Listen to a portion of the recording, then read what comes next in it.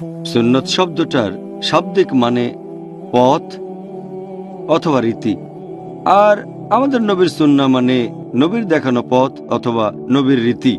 সুন্নাহ এই শব্দটার মানে নবী যা বলেছেন, করেছেন আর যাতে সম্মতি দিয়েছেন। আর সময়কালটা হচ্ছে নবুয়ত পাওয়ার পরবর্তী 23 বছর। তার মানে নবী যা বলেছেন, নবী যা করেছেন আর যেসব কাজে সম্মতি দিয়েছেন, সময়কালটা তার নবুয়ত পাওয়ার পরবর্তী 23 বছর। আর নবীর সুন্নাহকে 3 ভাগে ভাগ করা যায়।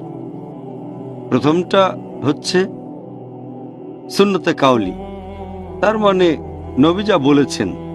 দ্বিতীয়টা হচ্ছে সুন্নতে ফাইলি, তার মানে নবী যে কাজগুলো নিজে করেছেন। তৃতীয়টা হচ্ছে সুন্নতে তাকরিরি, যার মানে নবীর মৌখিক সম্মতি। তাহলে আমাদের প্রিয় নবীর সুন্নাহগুলোকে প্রধানত এই 3 ভাগে ভাগ করা যায়। আচ্ছা, আপনি বেশ সুন্দরভাবে আমাদের বললেন। এখন আপনি কি আমাদের দর্শকদের জন্য আর আমার জন্য এই বিভিন্ন ক্যাটাগরির সুন্নতের কিছু উদাহরণ কি উল্লেখ করবেন? প্রথম টাইপের সুন্নতের কথা যদি বলেন, তার মানে সুন্নতে কাউলি, নবী যা বলেছেন। যেমন ধরেন মুহাম্মদ সাল্লাল্লাহু আলাইহি ওয়াসাল্লাম বলেছেন, সহিহ বুখারী খণ্ড নম্বর 1 বুক অব আজান হাদিস নাম্বার 631, নবী বলেছেন, তোমরা আমার মতো করে নামাজ পড়ো। আমাদের নবীর এটা নির্দেশ, নবীর মুখের কথা, আর মুসলিম হিসেবে আমাদের দায়িত্ব সেটা মেনে চলা। দ্বিতীয় টাইপের সুন্নতের উদাহরণ সুন্নতে ফাইলি, তার মানে আমাদের নবী যা করেছেন। এই হাদিসটা আছে, যেমন ধরেন সহিহ বুখারীতে খণ্ড নম্বর 1 বুক অব আজান হাদিস নাম্বার 736। এখানে একজন সাহাবী বর্ণনা দিয়েছেন, যখনই আমি নবীকে নামাজ পড়তে দেখেছি, তিনি কাঁধ পর্যন্ত হাত উঠাতেন, আর যখন তাকবীর দিতেন তিনি আবারও একই কাজ করতেন, কাঁধ পর্যন্ত হাত উঠাতেন, তারপর রুকুতে যেতেন। যখন তিনি উঠতেন তখন বলতেন, সামি আল্লাহু লিমান হামিদা, যে আল্লাহ ইবাদতকারীদের দোয়া কবুল করেন, আল্লাহ সুবহানাহু ওয়া তাআলা। তারপর আবারও একই কাজ করতেন, হাত তুলতেন কাঁধ পর্যন্ত। তবে এই কাজটা তখন করতেন না, কাঁধ পর্যন্ত হাত তুলতেন না, যখন 2 সিজদার মাঝখানে তাকবীর দিতেন। তাহলে এটা নবীর একটা কাজ, সাহাবী কাজটা দেখেছেন, তারপর বর্ণনা দিয়েছেন। এটা হয়ে গেল সুন্নতে ফাইলি। তৃতীয় টাইপের সুন্নতটা হচ্ছে সুন্নতে তাকরিরি, নবী যেসব কাজে সম্মতি দিয়েছেন। এরকম একটা হাদিস আছে সুনান আবু দাউদে খণ্ড নম্বর 1 বুক অব সালাহ হাদিস নাম্বার 1262, যে একবার নবী ফজরের নামাজ পড়লেন, ফজরের নামাজের জামাতে ইমামতি করলেন। নামাজ শেষ হয়ে গেলে নবী দেখলেন যে এক লোক নামাজ শেষে উঠে দাঁড়ালো, তারপর আরো 2 রাকাত নামাজ পড়ল। নবী বললেন, ফজরের নামাজ তো মাত্র 2 রাকাত, তুমি আরো 2 রাকাত নামাজ পড়ছো কেন? সে বলল, আমি ফরজ নামাজ পড়ার আগে 2 রাকাত সুন্নত নামাজ পড়িনি, সেজন্য আমি নামাজটা এখন পড়ছি। নবী চুপ করে থাকলেন। যেহেতু নবী সেখানে চুপ ছিলেন, এর মানে তিনি সম্মতি দিয়েছেন, কারণ কাজটা ভুল হলে নবী হিসেবে তার দায়িত্ব শুধরে দেয়া। যেহেতু চুপ ছিলেন, তার মানে সম্মতি দিয়েছেন। এই হচ্ছে 3 ক্যাটাগরির সুন্নাহ। সুন্নতে তাকরিরি, যেটাতে নবী সম্মতি দিয়েছেন। এই 3 টাইপের সুন্নতের মধ্যে যদি সব হাদিসই সহিহ হয়, সবগুলো খাঁটি হয়, যে সুন্নতের গুরুত্ব সবচেয়ে বেশি সেটা হচ্ছে সুন্নতে কাউলি। তার মানে আমাদের নবী যা বলেছেন, কারণ সেটাই সবচেয়ে স্পষ্ট। নবী যখন কিছু বলেছেন অথবা যখন কোনো নির্দেশ দিচ্ছেন, তার মানে ইচ্ছে করে কাজটা করেছেন, একটা উদ্দেশ্য আছে, এজন্য এই হাদিসের গুরুত্ব সবচেয়ে বেশি।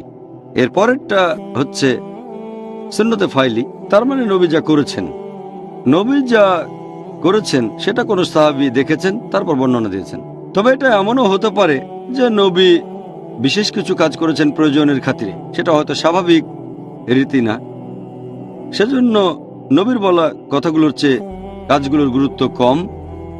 কথা বলেছেন সচেতনভাবে, এটাই জেনারেল রুলিং। আর যদি নবীর কথা আর কাজের পার্থক্য দেখা যায়, এমন হলে কথার গুরুত্ব বেশি পাবে। কারণ সেই কাজের পেছনে হয়তো অন্য কোনো যুক্তি ছিল অথবা কোনো উদ্দেশ্য ছিল, যে সেই কাজটা দেখেছে সে হয়তো ব্যাপারটা জানতো না। এরকম বেশ কিছু উদাহরণ আছে, ইনশাল্লাহ আমরা পরে সেগুলো নিয়ে আলোচনা করব।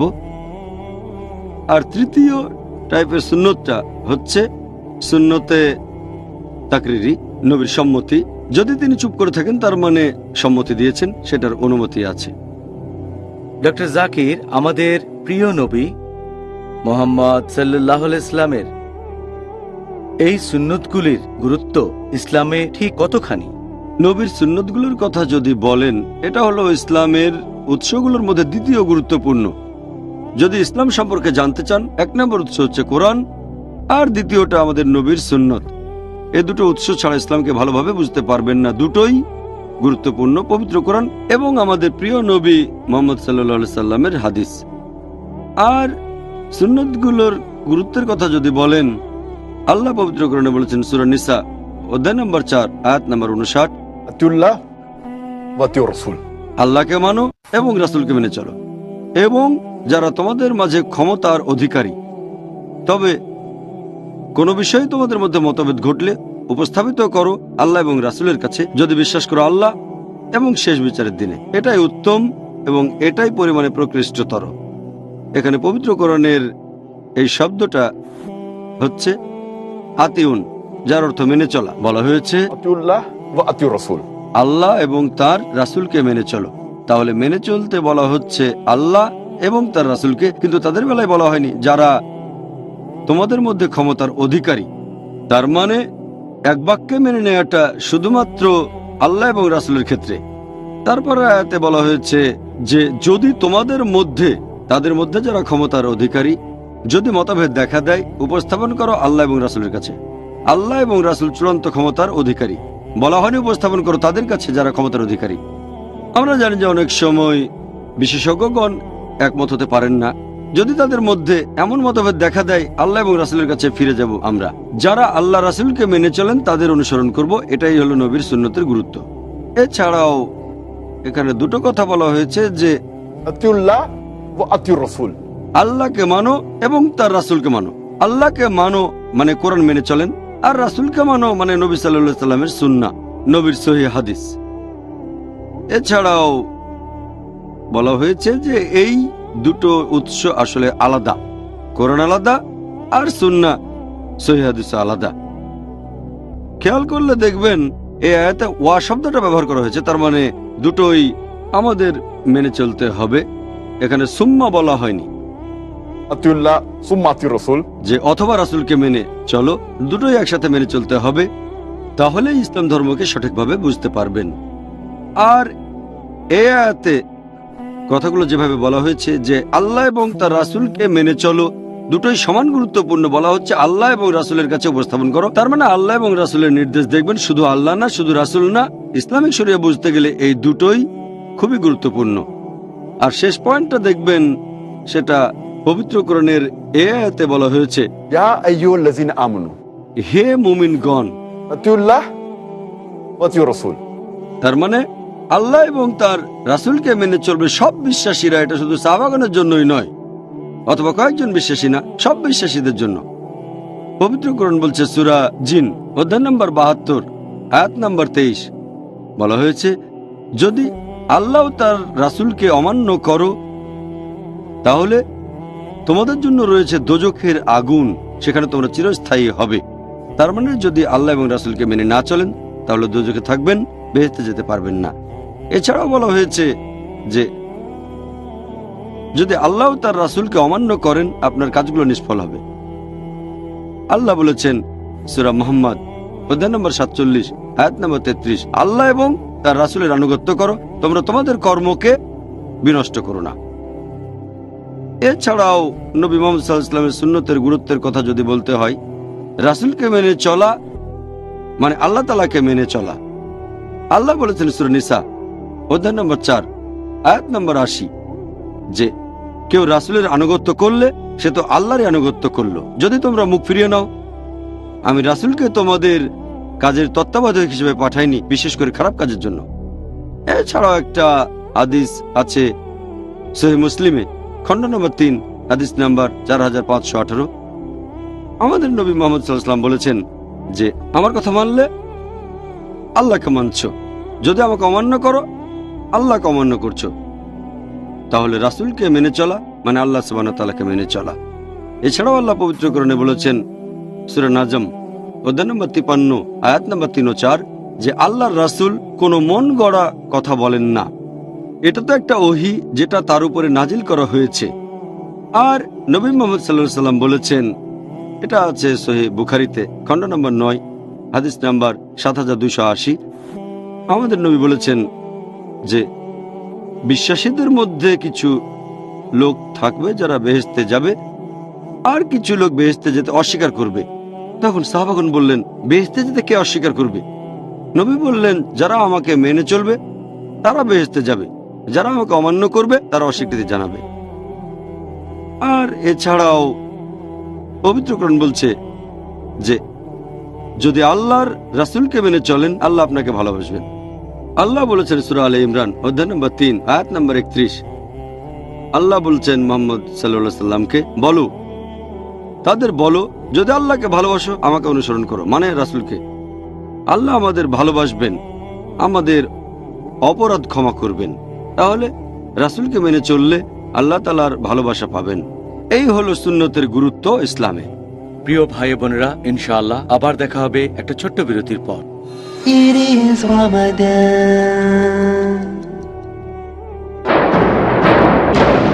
কোথায় সময় নষ্ট হচ্ছে? আমরা এই জীবনের বয়সটাকে কতটা ইসলামের কাজে, কতটা কোরআন এবং হাদিসের কাজে লাগাচ্ছি এবং কতটা এই দুনিয়াবি কাজে আমরা অতিবাহিত করছি। কেন নামাজ পড়তে কষ্ট হচ্ছে? নামাজের মাধ্যমে আমরা 24 ঘন্টার মধ্যে খুব বেশি হলে 1 ঘন্টা আমাদের সময় লাগে, কার জন্যে এসেছে আল্লাহর বিধান? কিন্তু দুর্ভাগ্যবশত আমরা যারা মুসলমান তারাও কিন্তু এই নামাজ থেকে এড়িয়ে যায় বা নামাজকে গাফিলতি করি। ডক্টর শরীফুল ইসলাম। আল্লাহ রসুলের বিধানকে যদি আমরা মেনে চলি তাহলে সেটাই ইবাদত বান্দিগির মধ্যে চলে আসে। কেন ইবাদত করে দিতে হবে ঈমানের প্রমাণ? আমরা আজ থেকেই শপথ গ্রহণ করব যে বাকি যে সময়টুকু আমরা পাবো, কারণ আমরা জানি না যে আমার মৃত্যু কখন ঘটে যাবে। করুন মুমিন হওয়ার হক আদায়। দেখুন আল্লাহর নৈকট্য লাভের উপায় প্রতি শুক্রবার বিকেল 3:30 বাংলাদেশে ও বিকেল 3টে ভারতে, পিস টিভি বাংলায়।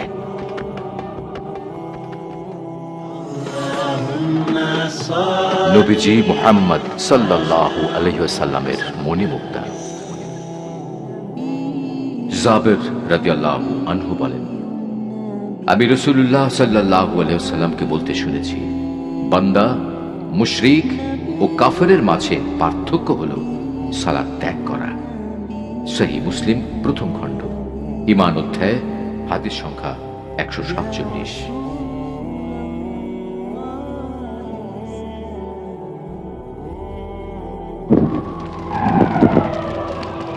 Dialogue. Discussion. Debate. Rebuttal. Conclusion. Eliminate misconceptions about religion. Get enlightened. Witness Dr. Zakir Naik in a battle of words. দেখুন সম্মুখ সমরে প্রতি বৃহস্পতিবার রাত 9টায় বাংলাদেশে ও রাত 8:30টায় ভারতে, পিস টিভি বাংলায়। It is Ramadan. প্রিয় মুসলিম এবং অমুসলিম ভাই ও বোনেরা, আসসালামু আলাইকুম। অনুষ্ঠানে আবারও স্বাগতম। Ramzan a date with doctor Zakir. আমি আপনাদের হোস্ট ইউসুফ চেম্বার্স। আর আজকে আমাদের আলোচনার টপিক রমজান, আত্ম উন্নয়ন এবং ইসলাহ দেয়ার মাস, পর্ব 3। ডক্টর জাকির, আসসালামু আলাইকুম। ওয়ালাইকুম আসসালাম রহমতুল্লাহ বারাকাতুহু। আপনার এই উত্তরের ভিত্তিতে এভাবে কি বলা যায়, যদি কেউ ইচ্ছা করে সুন্নত পালনে অবহেলা করে তাহলে কি সে এজন্য পরকালে শাস্তি পাবে? আপনার প্রশ্নের উত্তর দেওয়ার আগে আমি একটা পয়েন্ট পরিষ্কার করে বলি, যদি কোনো মুসলিমের করা বিভিন্ন কাজগুলো নিয়ে কথা বলেন, এটাকে মোটামুটিভাবে 2 ভাগে ভাগ করা যায়, এক হালাল আর একটা হারাম। হালাল কাজগুলোর অনুমতি আছে আর হারাম হচ্ছে নিষিদ্ধ, যেগুলো করা যাবে না। এরপর হালাল কাজগুলোকে আবার 4টা ক্যাটাগরিতে ভাগ করা হয়েছে। প্রথমটা হচ্ছে ফরজ, যেটা বাধ্যতামূলক, যেটা আবশ্যিক। দ্বিতীয় হলো মুস্তাহাব, ইসলামে যেগুলো করার উৎসাহ দেওয়া হয়েছে। তৃতীয়টা মুবাহ, যেগুলো ইসলাম ধর্মে ঐচ্ছিক। চতুর্থটা মাকরু, যে কাজগুলো ইসলামে অনুৎসাহিত করা হয়েছে, না করলে ভালো। তাহলে সব মিলিয়ে ক্যাটাগরি মোট 5টা।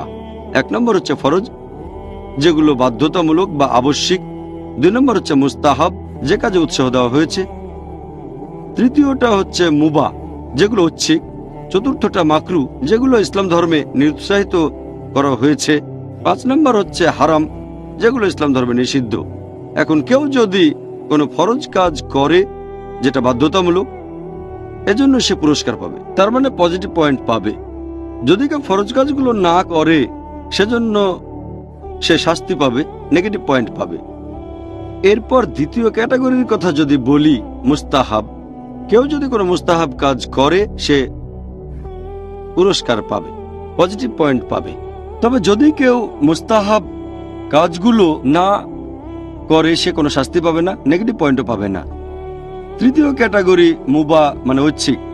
এখন কেউ এই মুবাহ কাজগুলো করুক বা না করুক, ঐচ্ছিক কাজগুলো করুক বা না করুক, এজন্য পজিটিভ পয়েন্ট বা নেগেটিভ পয়েন্ট পাবে না, এজন্য পুরস্কার পাবে না, কোনো শাস্তিও পাবে না। এটা পুরোপুরি নিউট্রাল, এটা ঐচ্ছিক। চতুর্থ ক্যাটাগরি হচ্ছে মাকরু, যে কাজগুলো না করলে ভালো। যদি কেউ মাকরু কাজগুলো থেকে বিরত থাকে, সে পজিটিভ পয়েন্ট পাবে, পুরস্কার পাবে। আর যদি কেউ মাকরু কাজগুলো করে, সে কোনো শাস্তি পাবে না, নেগেটিভ পয়েন্ট পাবে না। এরপর যদি শেষ ক্যাটাগরির কথা বলতে হয়, অর্থাৎ হারাম, যেটা নিষিদ্ধ। কেউ যদি নিজেকে হারাম কাজ থেকে বিরত রাখে, তাহলে সে পজিটিভ পয়েন্ট পাবে, পুরস্কার পাবে। যদি হারাম কাজ করে, তাহলে শাস্তি পাবে, নেগেটিভ পয়েন্ট পাবে। এই হলো সংক্ষেপে ইসলাম ধর্মে 5টা ক্যাটাগরির কাজ। এরপর যদি সুন্নতের দ্বিতীয় ক্যাটাগরিতে আসি, যেটা হচ্ছে ফিকা সুন্নাহ। সাধারণত আমরা যখন সুন্নতের কথা বলি, তখন ধরে নেওয়া হয় এটা হচ্ছে ফিকা সুন্নাহ। তার মানে ফিকা আর রাসূলের সুন্নাহ যখন সুন্নতের কথা বলি, এটা অর্থাৎ দ্বিতীয় ক্যাটাগরিটা হচ্ছে মুস্তাহাব। যখন আমরা বলি যে হজরত নামাজের আগে 2 রাকাত সুন্নত নামাজ পড়বেন, এটা আমাদের নবীর সুন্নত। আর বসে পানি পান করাটা নবীর সুন্নত। সাধারণত যখন সুন্নতের কথা বলি, আমরা ফিকা সুন্নতকেই বুঝিয়ে থাকি। এখানে সুন্নতগুলো হচ্ছে মুস্তাহাব। তাহলে আমরা মুসলিমরা যখন বলি সুন্নত এটা বলছে, সুন্নত ওটা বলছে, বেশিরভাগ সময়, প্রায় সব সময় যখন বলি এটা নবীর সুন্নত, বসে পানি পান করা, ফজরের নামাজের আগে 2 রাকাত নামাজ সুন্নত পড়া নবীর সুন্নাহ। নবীর সুন্নত হচ্ছে 2 রাকাত তাহিয়াতুল মসজিদ, যখন মসজিদে ঢুকছেন। এই কাজগুলো যে ক্যাটাগরিতে পড়বে, সেটা মুস্তাহাব। তাহলে ফিকা সুন্নাহ হলো মুস্তাহাব, উৎসাহ দেওয়া হয়েছে। আর এই 5টা ক্যাটাগরিতেই ফরজ, মুস্তাহাব, মুবাহ, মাকরু আর হারাম কাজের মধ্যে আছে সাব ক্যাটাগরি। এই সম্পর্কে আমি আগেও বলেছি, গুনাহ, বড় গুনাহ, ছোট গুনাহ। এখন হারাম, কিছু হারাম হচ্ছে বড়, কিছু হারাম ছোট। একইভাবে মাকরু, কিছু বেশি মাকরু আর কিছু কম মাকরু। মুবাহ, হ্যাঁ, নবী লম্বা চুল রাখতেন, এটা মুবাহ, ঐচ্ছিক। কিন্তু কেউ যদি সেই কাজটা করে নবীর ভালোবাসা পাওয়ার জন্য, তাহলে সে সওয়াব পাবে। যদি এটা ঐচ্ছিক, শাস্তি পাবে না, পুরস্কারও পাবে না। তবে যদি নবীকে ভালোবেসে করে থাকে, সওয়াব পাবে। যে ঐচ্ছিক কাজগুলো নবী করেছেন, সেগুলোর গুরুত্ব বেশি তার না করাগুলোর চেয়ে। এরপর মুস্তাহাবের মধ্যে আছে সুন্নতে মুআক্কাদা, সুন্নতে গায়ের মুআক্কাদা। সুন্নতে মুআক্কাদা মানে বেশি গুরুত্বপূর্ণ সুন্নাহ।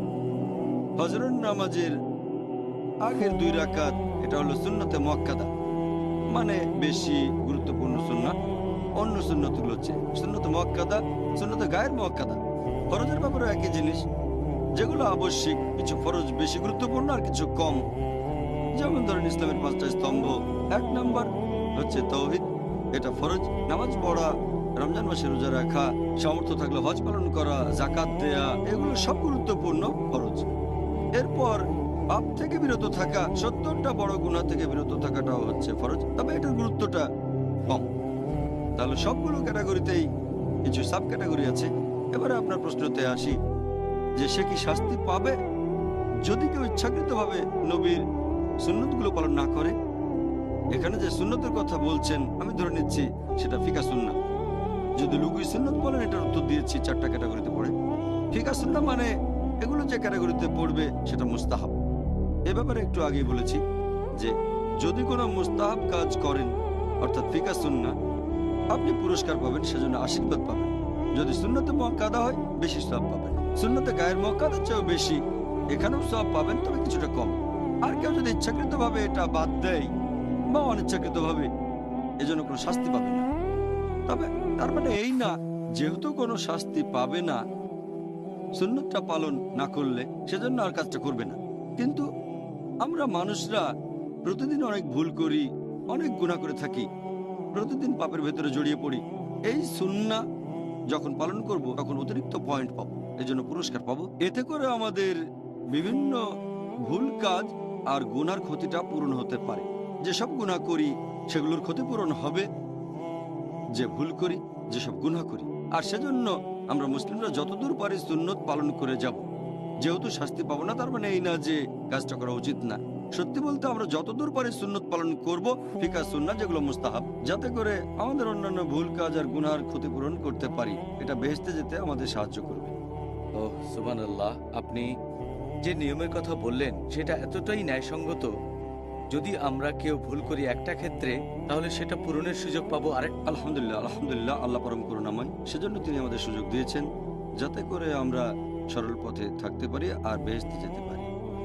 দাড়ি রাখার কথা যদি বলেন এটা ফরজ না সুন্নত, আর আমি ধরে নিচ্ছি এখন থেকে যখন সুন্নতের কথা বলবো সেটা আসলে ফিকা সুন্নত যেগুলো মুস্তাহাব। সেজন্য সুন্নত শব্দটার জায়গায় মুস্তাহাব শব্দটা ব্যবহার করব যাতে কারো বুঝতে অসুবিধা না হয়। এখন দাড়ি রাখার কথা যদি বলেন এটা ফরজ না মুস্তাহাব বা সুন্নত, বেশিরভাগ বিশেষজ্ঞ তাদের মধ্যে প্রায় সবাই তারা বলেন যে দাড়ি রাখা হচ্ছে ফরজ মুসলিম পুরুষদের জন্য। কোরআনের কোনো আয়াত বলছে না যে দাড়ি রাখা ফরজ কি না, তবে কোরআনের একটা আয়াতে দাড়ির কথা আছে, সূরা তাহা অধ্যায় নম্বর 20 আয়াত নম্বর 94, যে অ্যারন বা হারুন আলাইহিস সালাম তিনি তার ভাই মুসা আলাইহিস সালামকে বললেন যে হে আমার সহোদর, আমার দাড়ি অথবা আমার মাথার চুল ধরে তুমি টেনো না। তার মানে হারুন আলাইহিস সালামের মুখে দাড়ি ছিল। আমরা যদি নবী রাসূলগণের সিরাত পড়ি তাহলে দেখবো আল্লাহ তাআলার সব নবী রাসূলগণেরই দাড়ি ছিল।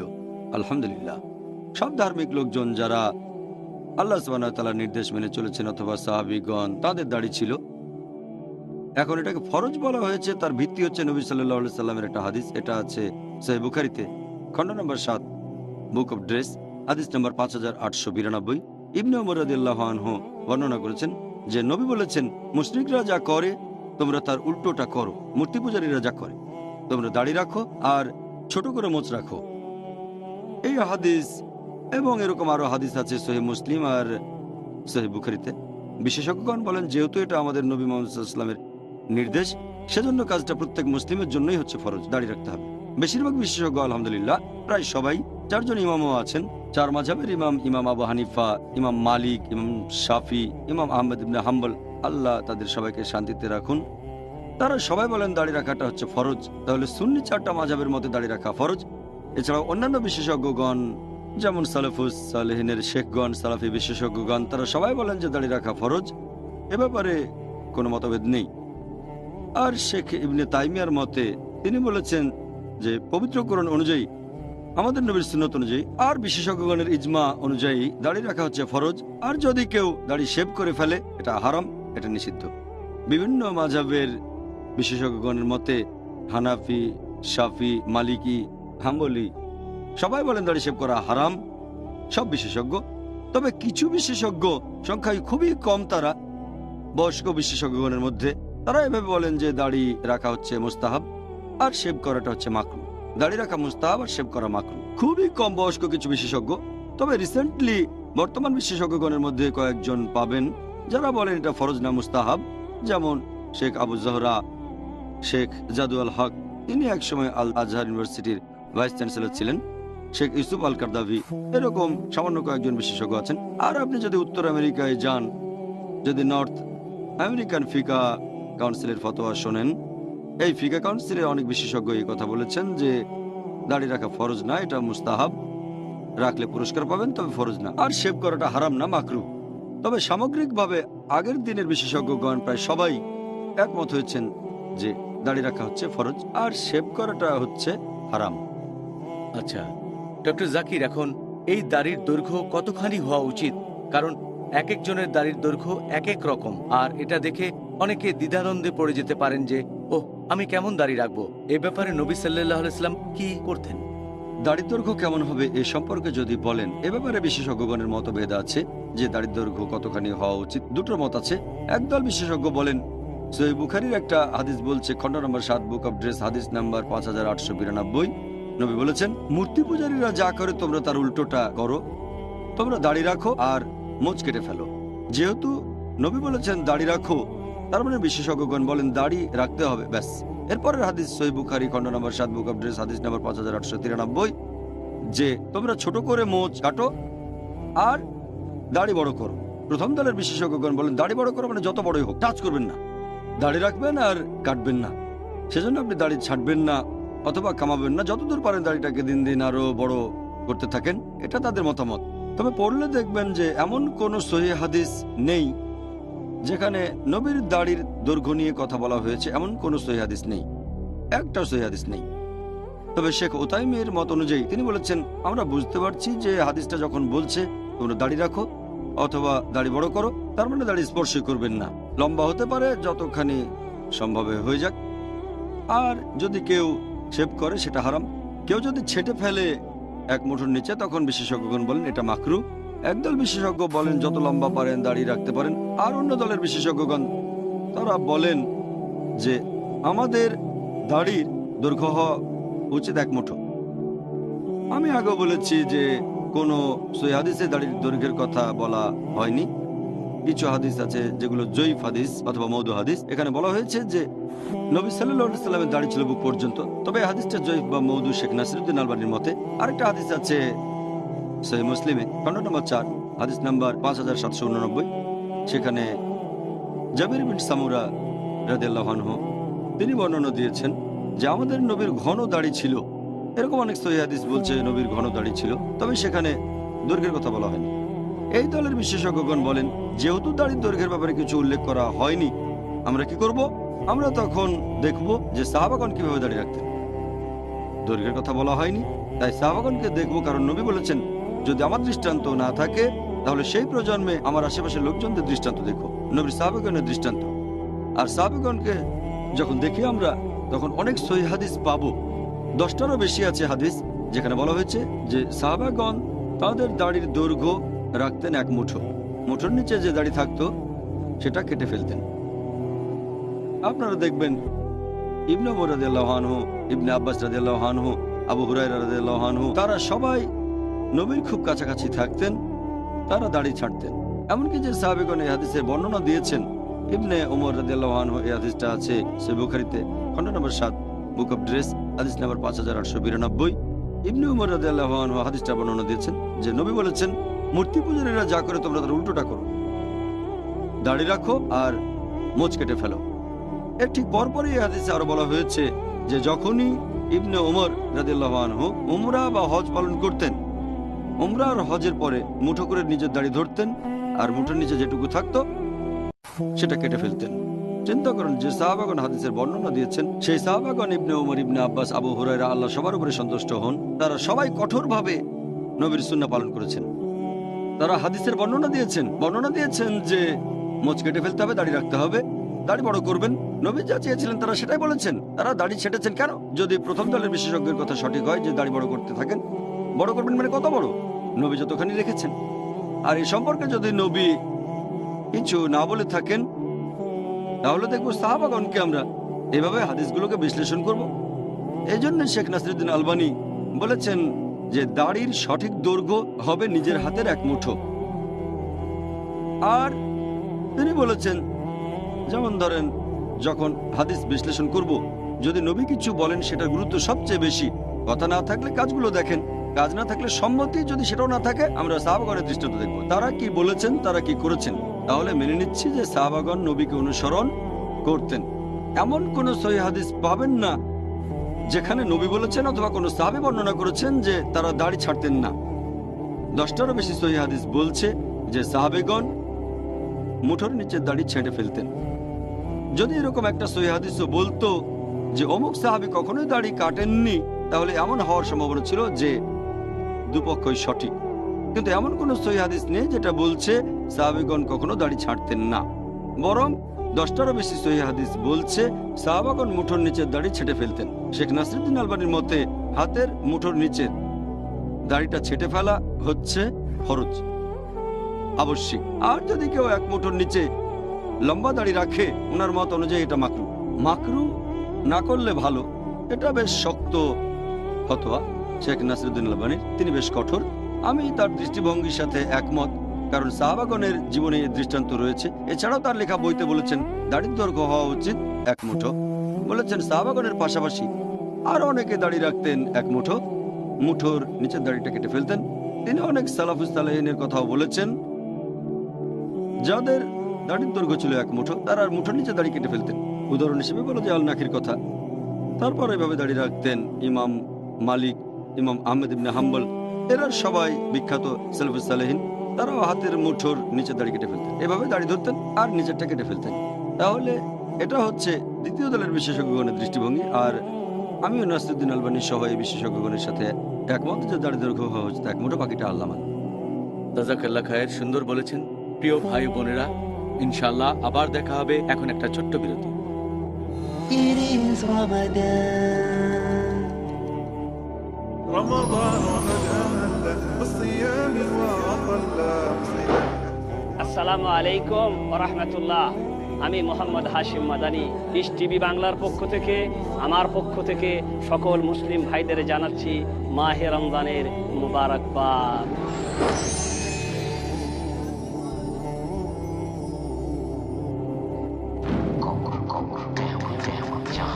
ভয়ঙ্কর শাস্তি, কবর হচ্ছে মরার পরে প্রথম বিপদ। যখনই কোনো মানুষকে কবরে রাখা হয় তখন তার নিকটে দুইজন ফেরেশতা আসেন, একজনের নাম মুনকার আর একজনের নাম নাকির। কবরে হঠাৎ করে দুইজন ফেরেশতা ঢুকে গেলেন যাদের আকার আকৃতি সবুজ কালো। শয়তানের পরিণতি। কবরের জমিন তাকে এভাবে চেপে ধরে, তখন তার ডান দিকের হাড়গুলি বাম দিকে ঢুকে যায়, বাম দিকের হাড়গুলি ডান দিকে ঢুকে যায়, ঠিক এইভাবে। তাহলে বাঁচার কি উপায় জানার জন্য দেখুন কবরের শাস্তি, প্রতি বুধবার রাত 10:30 বাংলাদেশে ও রাত 10টায় ভারতে, পিস টিভি বাংলায়। সমানতা। কোরআন তো বিশ্বের সকল জ্ঞানের উৎস, এখান থেকে জ্ঞানকে বের করে নিতে হবে। ঘোষণা। সৌরজগৎ সূর্যকে কেন্দ্র করে তার গ্রহগুলো একটি চমৎকার শৃঙ্খলার ভিতর দিয়ে ঘুরছে, পৃথিবী ঘুরছে তার আপন কক্ষপথে।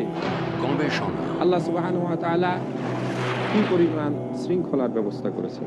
ডক্টর আহমদুল্লাহ ত্রিশালী। সব আলোচনা এখানে চলে আসতে পারে। হে আল্লাহ মালিকাল মুলক, সকল সৃষ্টি জগতের মালিক তুমি। যা মজবুত করে দেবে ঈমান, কোরআন ও আধুনিক বিজ্ঞান। পরবর্তী অনুষ্ঠান পিস টিভি বাংলায়। It is Ramadan. প্রিয় মুসলিম এবং অমুসলিম ভাই ও বোনেরা, আসসালামু আলাইকুম। অনুষ্ঠানে আবারও স্বাগতম।